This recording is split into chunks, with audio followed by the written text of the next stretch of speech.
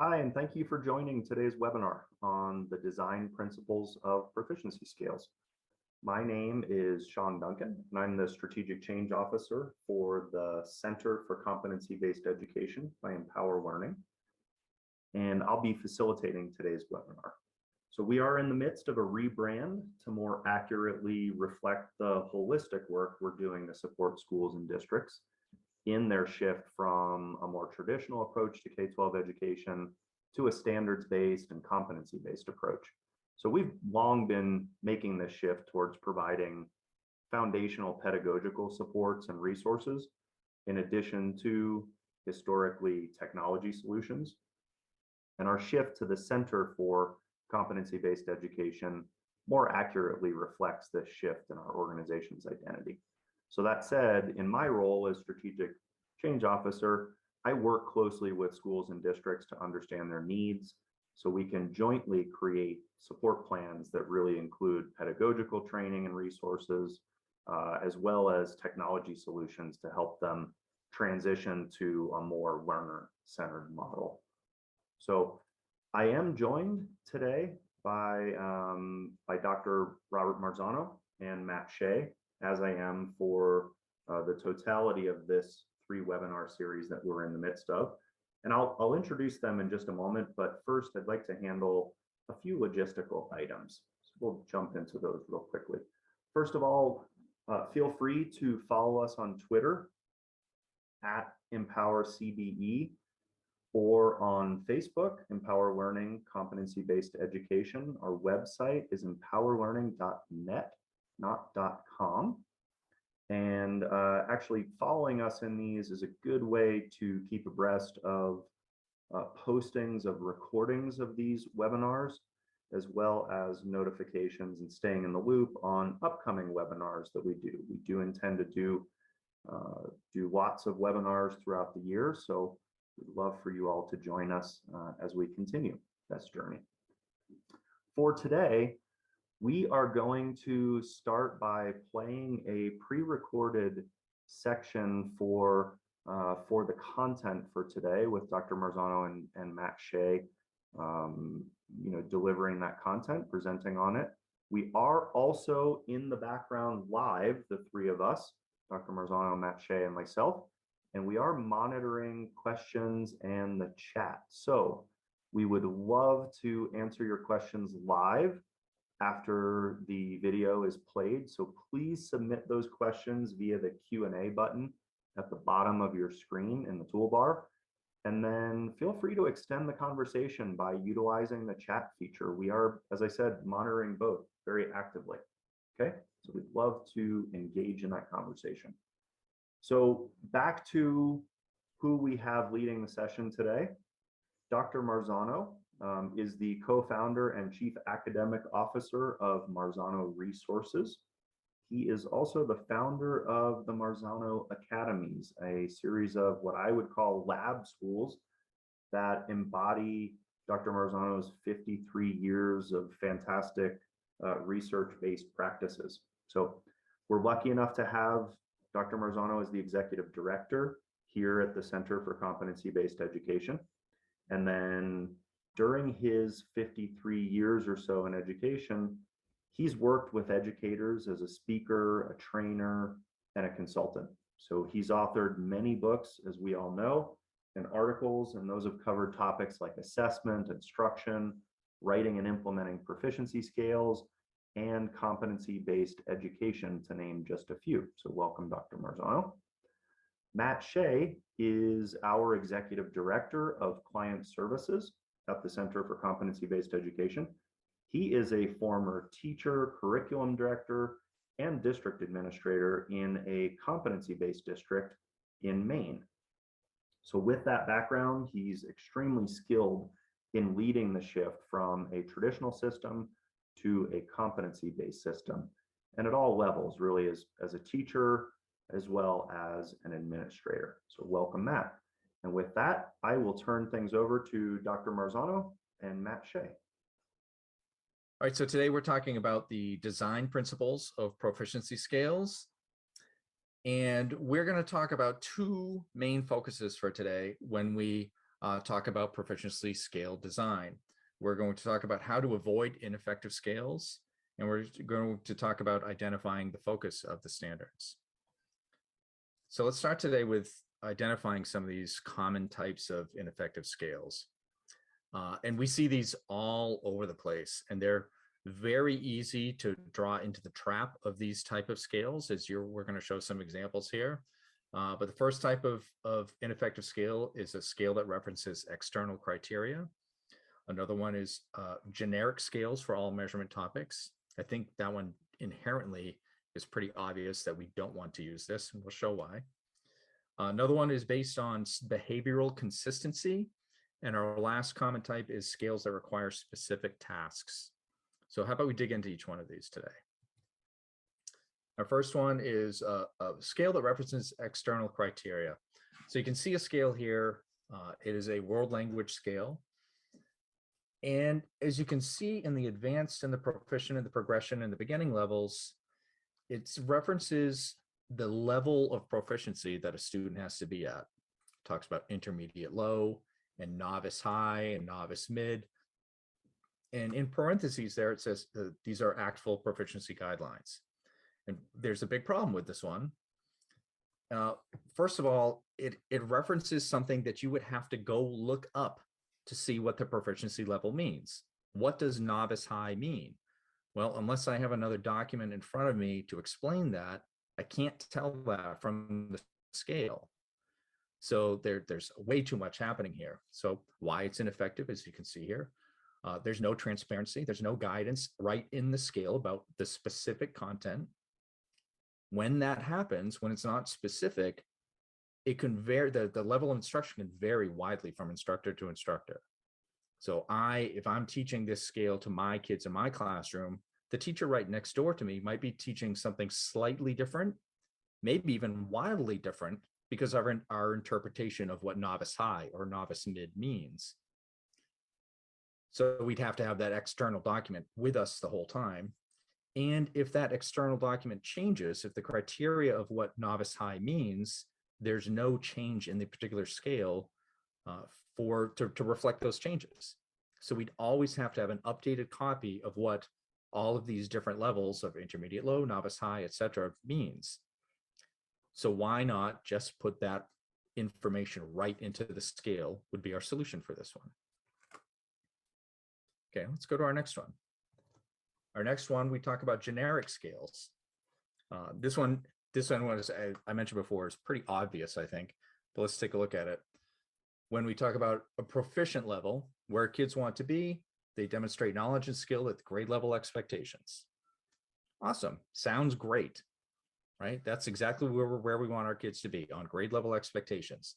If they know some of it, they're going to be at that progressing level. If they can do it with help, they're at that beginning level. And if they're advanced in their grade levels, they'll be advanced if they're ahead of grade level. Well, that all sounds awesome in theory until we really dig into it and say, so what are those grade level expectations? I can't really tell from what's happening here. So it's very similar to the last scale we were at. That instruction varies widely from teacher to teacher. There's no common content to communicate those achievements from year to year. And the easiest question is, if I'm teaching this scale to a kid and they're not even on grade level, where in the scale do they fit? And if we don't have that true progression of learning in a competency-based system where kids move left to right on a scale, if we're teaching only at the grade level, there's nowhere for some of these kids to even be scored at all. They can't even get to a beginning level because they're not demonstrating any of those grade level expectations, even with help. So this is another one to avoid, yet we see it all the time. Okay, let's go to the next one. Behavioral consistency. So our proficient level, again, is student consistently solves word problems involving 2 steps. Progressing is sometimes solves. Beginning is seldom solves. Okay, this language is, again, very, very common. With the advanced level, it consistently solves with mathematical and real world situations. It seems reasonable, again, until we start thinking about it. One particular assessment, how do I score against one particular assessment for a student? If it says that they consistently solve word problems, or sometimes, now we're looking at a bank of evidence that we're looking at, whether they can do it over assessment, over assessment, over assessment, piece of evidence, piece of evidence, piece of evidence. We want to see, can they consistently do it? Can they only sometimes do it? Can they seldom do it? So we can't score any individual assignment or piece of evidence because our scale is a little bit incorrect here. Okay, we have one more type going on here. Scale that requires specific tasks. So our performance indicator, what we want them to do is use observations of the sun, moon, and stars to describe patterns that can be predicted.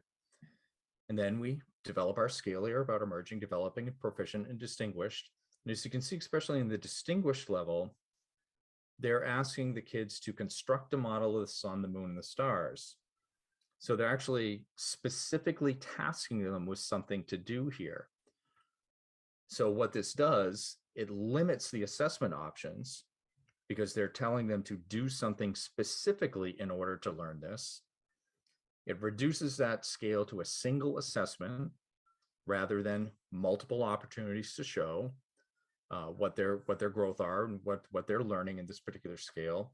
And most importantly, it relies on that specified assessment to be a reliable and valid measure of the skill in question.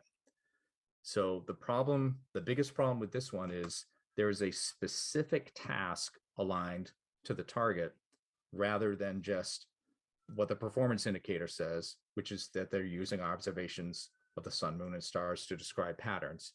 Now, in this scale, they're telling you how you are going to do that, and you can't do it any other way to get a distinguished level. So that is another easy trap to fall into when designing these scales. So these are things to look out for when you are designing these scales. Look out for some of these traps. And my advice is consider the skill or the demonstration that kids are going to be doing and limit it to just that. And at the same time, leave it a bit open so kids can attack it in different ways. They can show you that evidence in multiple fashions, not just one particular way. That's a good way to start. So let's shift out of the ineffective scales part and move on to identifying the focus of standards.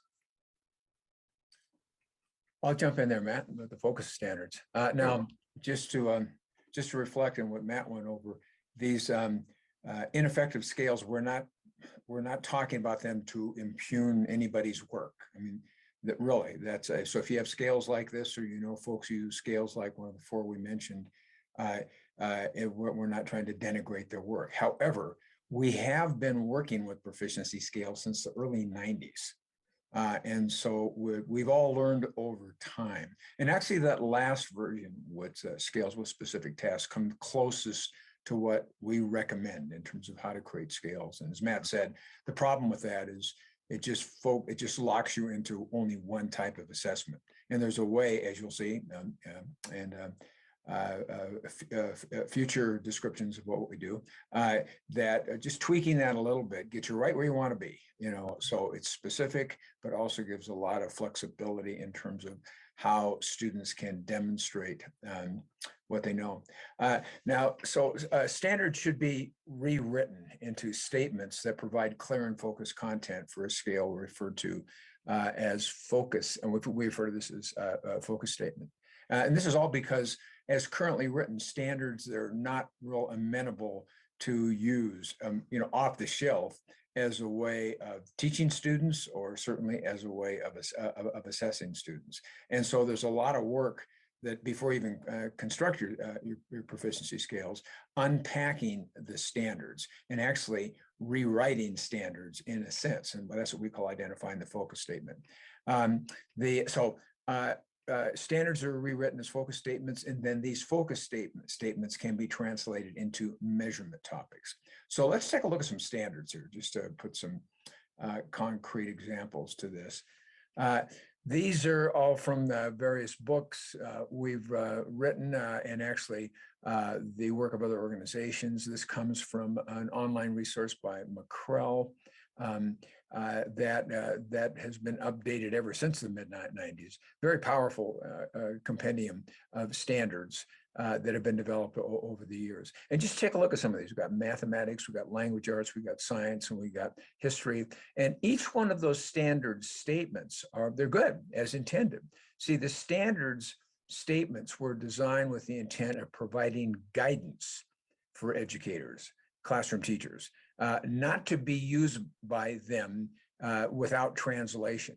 So one of the first tasks that, well, once you have identified the standards that you say this will be the focus of the proficiency scales that we write, then you have to look at each standard and try to identify a focus statement. So look at that first one, mathematics 3 through 5. The student understands the basic concept of a sample, and then an example of given. A large sample leads to more reliable information. A small part of something may have unique characteristics, so on and so forth. Translating that down to a focus statement will be translated down really, to a phrase or a complete statement. Knows characteristics of a sample. Now that then becomes the name, or is easily translated into a very short name for a measurement topic. And we recommend the name of the measurement topic should be short and concise. Now, the proficiency scale that is written, as you'll see, will detail levels of knowledge and skill, for the content that's in the standard. But I hope you can get the picture here. It's like, here's the standard. Okay, we think we understand it. If I had to say that in one sentence or a phrase, what would it be? Now let me take that and get that down to a topic. That'll be the name of your measurement topic. So what you can infer here is that we're saying, identify your measurement topics that come from your standards and then create your proficiency scales for each one of the measurement topics and use the standard, the information in the standard to articulate what are the levels of knowledge and skill that you're expecting? And we, as you will see, we have a certain format for those levels of knowledge. Take a look at the language arts one. This is 9 through 12. The student uses reading strategies and skills to understand a variety of informational texts, textbooks, et cetera, et cetera. Now, again, take 2 steps back and say, how can I state that in kind of more precise, more focused fashion? It would be execute specific reading strategies and skills. Now the measurement topic becomes reading strategies. That's the work to be done. It really is. And what you will find is if you do this work, then the actual writing of the proficiency scales falls out pretty nicely. It really does. If you just try to take the standards as stated and make proficiency scales from them, what you'll find is they will be really all over the map. And also these are pretty decent ones here in the sense they don't have too much content in them, but most standard statements, given the studies that have been done, have about 5 topics in them. In other words, theoretically, they could become 5 different measurement topics, with their proficiency scales. So there's a lot of narrowing and winnowing. I'm going to repeat what I just said, but in a different terminology here. A lot of schools spend a lot of time working on identifying priority standards. That's good. It's a very good thing to do, but you're not done with your priority standards. Your priority standards have to be analyzed, focus statements identified, focus statements translated into very precise measurement topics, and from your measurement topics with the guidance of the standard statement, that's where you're going to construct your proficiency scales. Excellent. Well, that wraps up today's webinar about design principles of proficiency scales. I hope you learned a lot about some ineffective ones and ways to really start creating your own scales. Next time, we'll talk about some effective routines for the use of these scales, and we'll see you next time.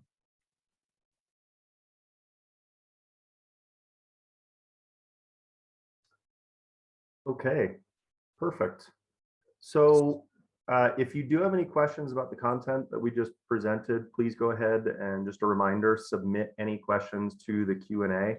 Since we are monitoring these live right now, if you submit it right now, we will address those questions. So we have gotten a few of them, and I will go ahead and read through those, facilitate, and pose those to Dr. Marzano and Matt. So The first question that we got was an interesting one because I hear this one quite a bit as I work with clients. What's the difference between a rubric and a scale? Want me to do it, Matt, or do you want to do it? Yeah, we both can. So, but go ahead first if you want, Bob. I'll go first. Sure. Age before beauty and intelligence. How about that? There you go. Yeah, works. A rubric is more task specific. And the whole rubric movement, my gosh, you can go back to the 80s, 1980s for that. And a lot of the early work on rubrics came from the world of writing composition. Maybe some of you remember the 6-trait writing, and there was 6+1. And that's probably the best way to exemplify that rubrics tend to be situation specific, because the rubrics that were written for scoring the writing of students were about a specific writing assignment, like, explain this, or, make a claim and support it. And a proficiency scale is a more generalized statement of knowledge and skill, which can apply to many different tasks. So that's the biggest thing: task specific versus a continuum of knowledge and skill that can apply to multiple types of tasks. How'd I do, Matt? Not bad. Not bad. I'd like to just add on to that a little bit, is that I've seen some scales that are really just rubrics, as Bob says. They're very task specific, and they don't show a lot of growth for where you are from one task to the next. It's just a reflection of how I did on that particular task, and it doesn't really help a kid necessarily in what steps they have to do next. I guess I'm not really, I get, clearly you did way better than me on this one, Bob. So it doesn't really help for me in my classroom for what's next for those particular kids, unless I gather all of those different rubric scores and show some type of trend. And if we're writing scales in more of our rubric based ones, it doesn't seem like we can do that as much.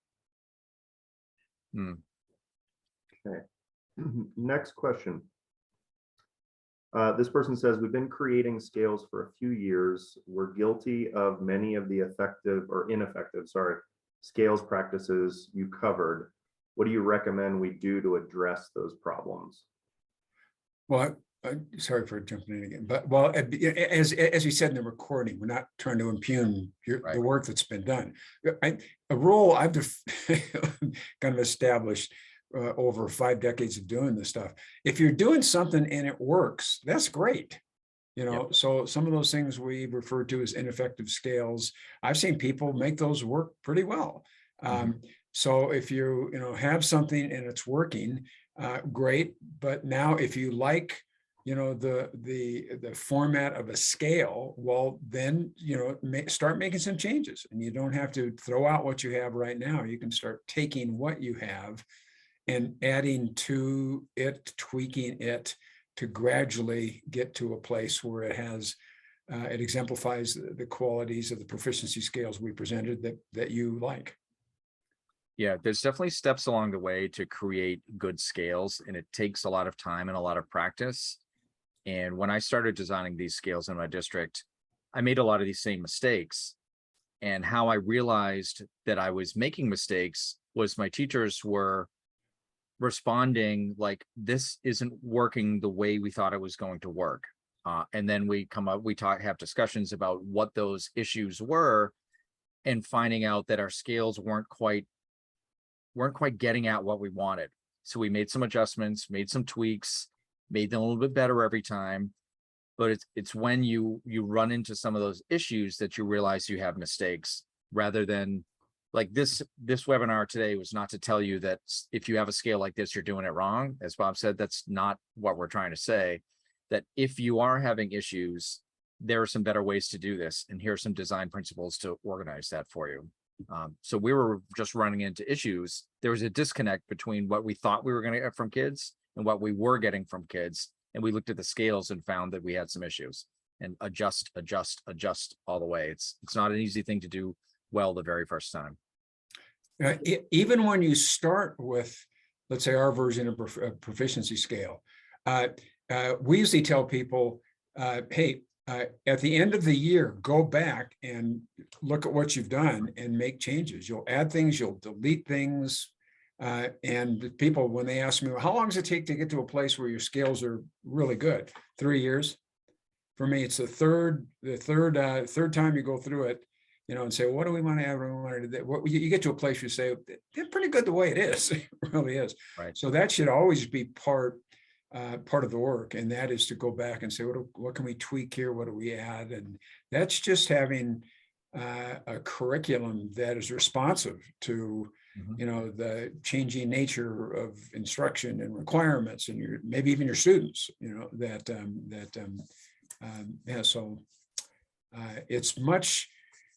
It's much better than just trying to follow a book. If you're trying to follow books, it's just interesting. It's an anecdote that I heard this week. I was talking to a principal, and I won't mention where or the series, but she was saying that she had tracked the extent to which her teachers were using their math series, and I forgot how she monitored that. She questionnaire and stuff like that. And what she noticed that at the end of the year, when they took their state tests, there was a pretty strong negative correlation between following the text and getting high scores on the state test. I remember saying, well, what do you think about that? What do you think? And she said, well, clearly the way the text is set up isn't geared toward the way the standards are being assessed. I said, well, bingo, there you go. And when you have your proficiency scales, and if you do go back, and make changes, you always keep that fresh. You're by definition cognizant of the fact that, wait a minute, if we're going to use this test, then our scales have to reflect that, or get rid of that test and find a test that reflects, more accurately what you are teaching. Can you guys speak to the idea of timing of making those changes? As you realize you're getting into the use at the classroom level of those proficiency scales, maybe the idea of getting feedback on them as they're being used versus when you actually put into practice the changes that you've been getting feedback to along the way, if that makes sense. That's an interesting question, and I'll approach this two different ways.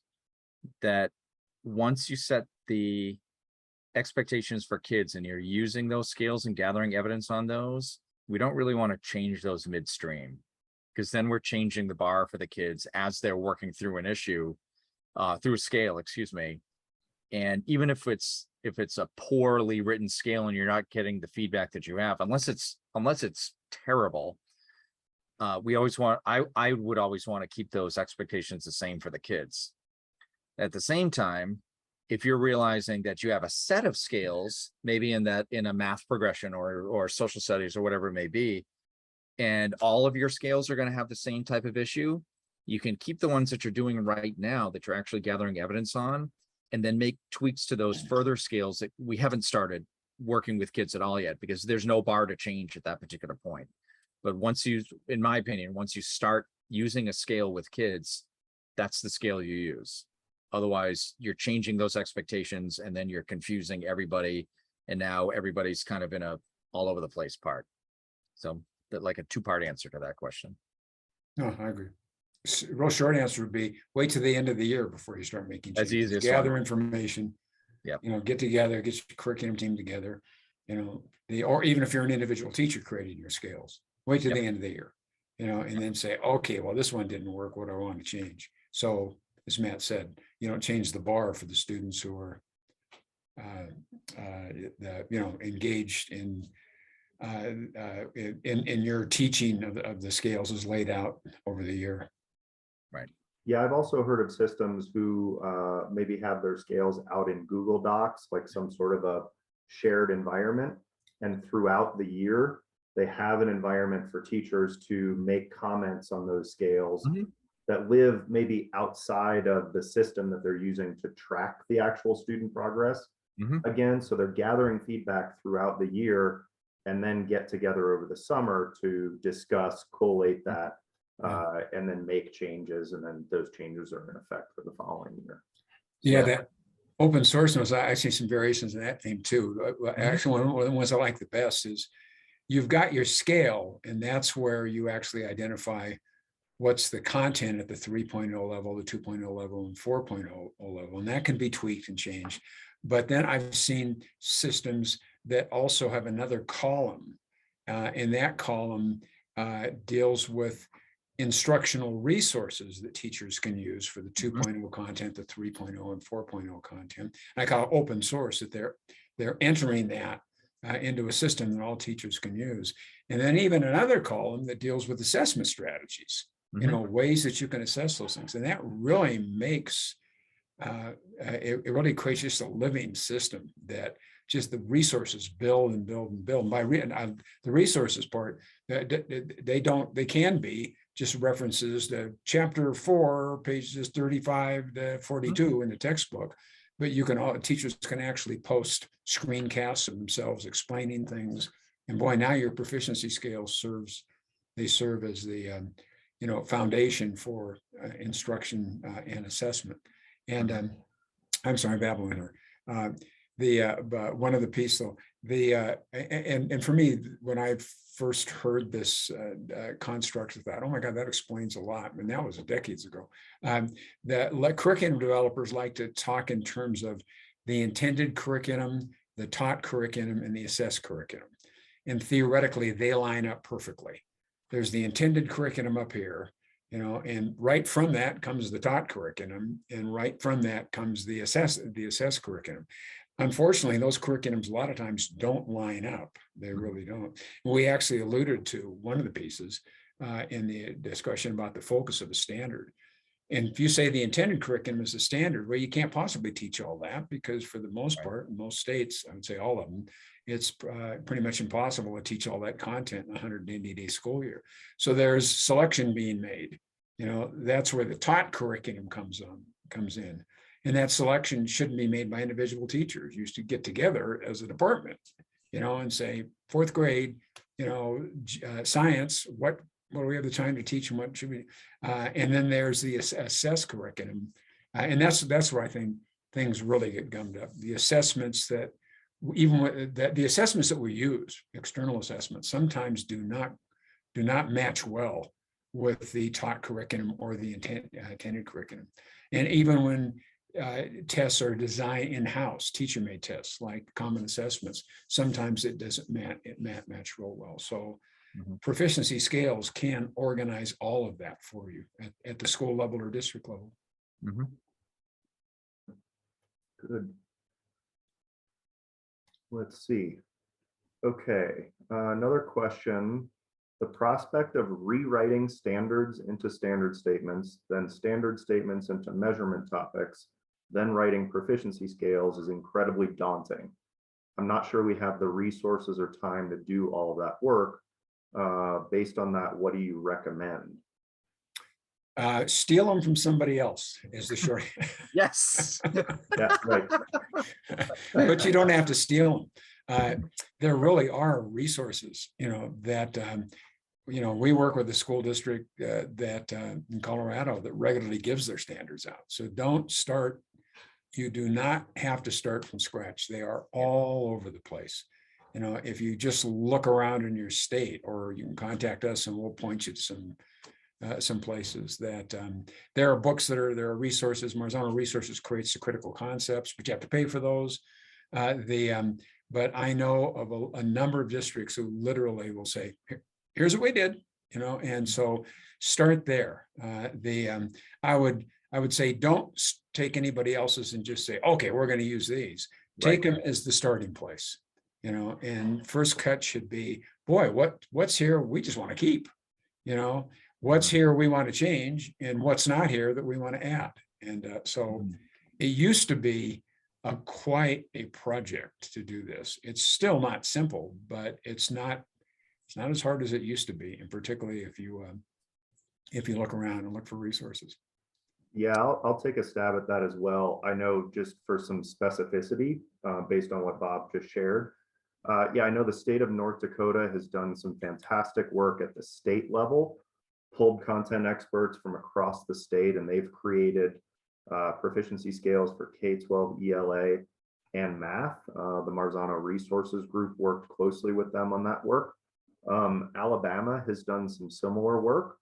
And then, of course, Bob mentioned the critical concepts that Marzano Resources sells, and those are extremely well developed.